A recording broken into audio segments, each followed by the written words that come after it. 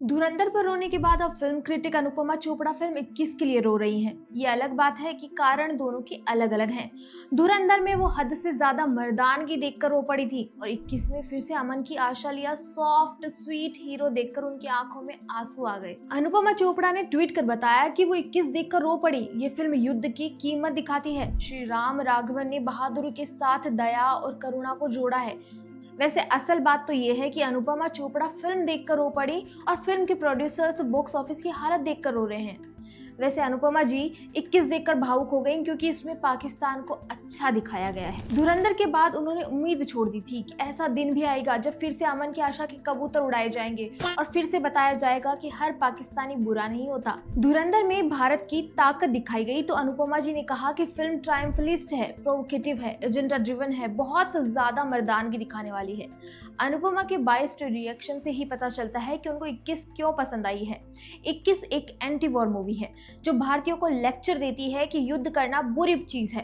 पर एक बात बताइए कि भारत ने कोई भी युद्ध कब शुरू किया था? भारत ने कभी कोई युद्ध शुरू नहीं किया, बल्कि पाकिस्तान के आतंकवाद को रोकने के लिए, जेनोसाइड रोकने के लिए हमें लड़ाई करनी पड़ी।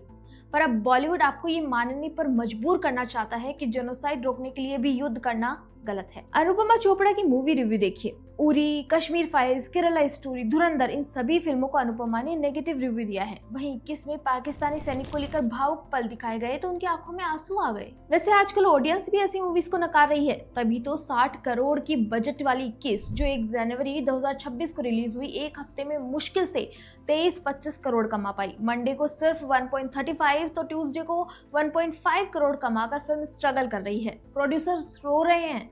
अब धुरंधर की बात करें तो ये फिल्म दिसंबर 2025 में रिलीज हुई और अब तक भारत में 800 से ज्यादा करोड़ रुपए कमा चुकी है।